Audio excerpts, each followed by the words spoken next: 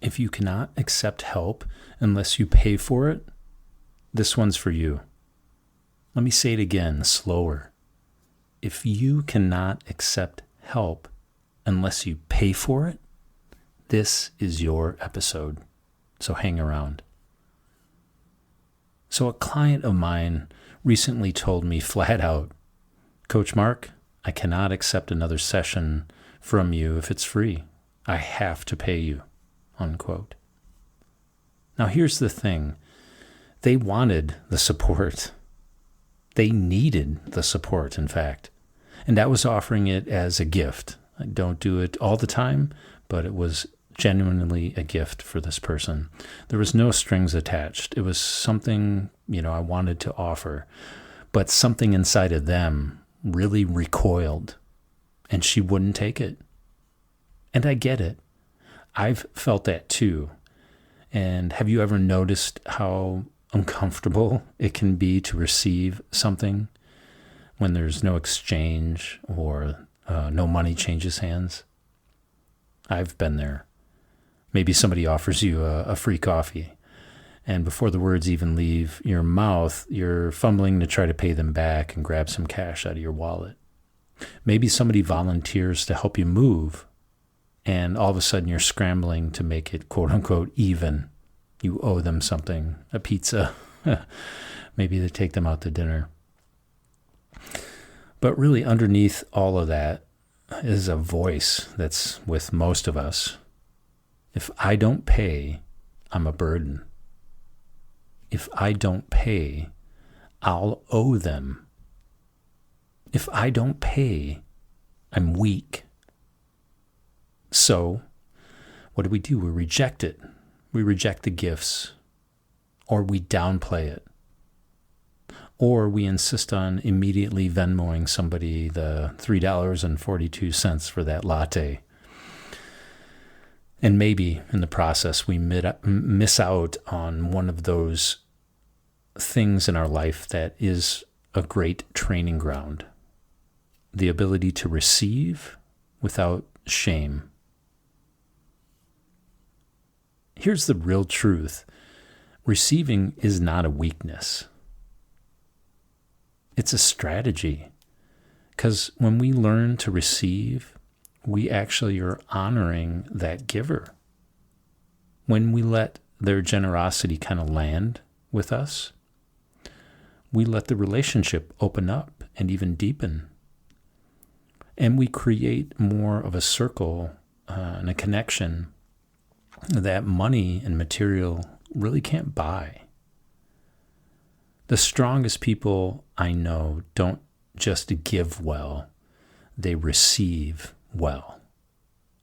They know how to say, thank you, I'll let this land. And let me be really clear, it takes a ton of courage to accept a gift. It's actually harder to accept a gift sometimes than to give one. Giving keeps us in a sense or a position of control, right? Receiving can require a surrender, a deeper humility, a trust, and a sense of just letting it land, like I mentioned.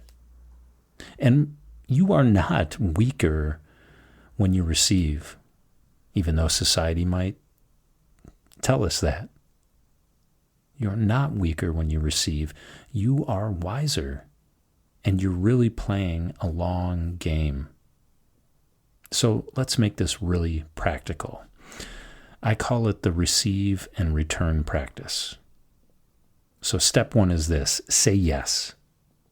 When somebody offers to help you this week, resist that knee-jerk reaction to say, no, I'm fine.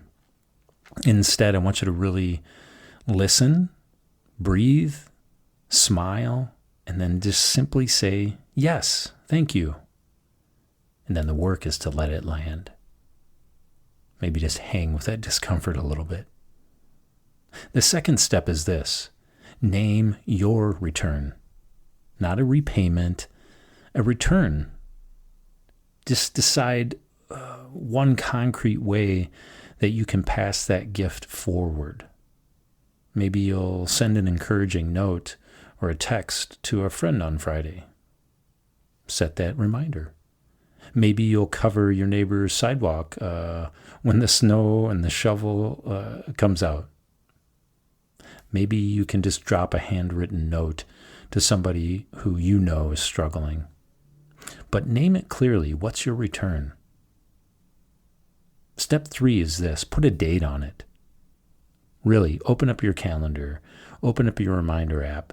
Set that reminder. Make it concrete and real. Don't let it float out there in the universe of good intentions. Choose the when. So receive and return. That's the practice. It's really simple. It's really human. And it's strategic. Put it into play. I want you to imagine now what happens if you live this way. What happens when you surrender to this receiving and paying it forward, so to speak, or returning it? Instead of maybe pushing away that generosity or kind of putting up that wall or blocking generosity, you can multiply it. What would your day look like with that? Instead of the pride that we hold on to, keeping us isolated, our humility can connect us with others. Now, I've literally seen leaders who couldn't delegate because they couldn't receive help. I've seen parents who burned out because they wouldn't let anyone else carry the load. They burned themselves out, they stressed themselves out, and relationships fell apart.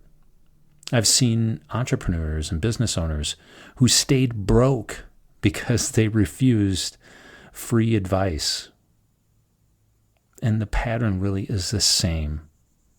I'll only accept if I pay first. And this can cut us off from the very resources and the help and the kindness when we need it most. It surrounds us. So opening up to it, it takes courage, but don't have that conditional, I'll only accept if I pay first. It really limits our life. So once you learn to receive, you'll find you can get energy back. You'll find that support. And then you train the people around you that it's okay to help. Your kids, your partners, your coworkers, your company. It's okay to give. It's okay to share the load. Because this isn't charity. It's more about that reciprocity on a longer timeline. And we give that gift to the giver. And of course, we give ourselves that gift of deeper connection. So this is my fierce encouragement for today. Let someone help you.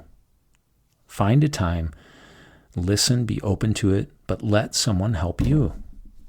And when that offer comes, and it will, just pause and breathe and say yes. And name your own return and put it on your calendar. We are not burdens, and you're not weak if you accept help. You're part of a bigger cycle that's way huger than just you. And the irony is this.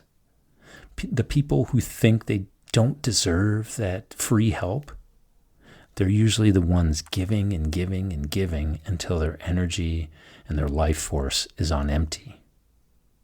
So, this week, your training rep is to receive. Practice that receive and return. Let somebody else give, and then carry that gift forward. You are not broken. You're not weak. You're in training. Now, if this landed, share it with one person, especially somebody you know that struggles to accept some help.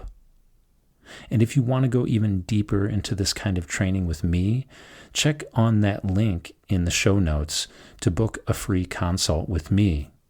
Let yourself be helped. Put yourself on that return. Put it on your calendar. That's the game. I really appreciate you sharing your time with me. I hope this landed with you. Wherever you're at, have a good day, a good evening, and we'll catch you next time on Fierce Encouragement. Okay, be well. Bye-bye.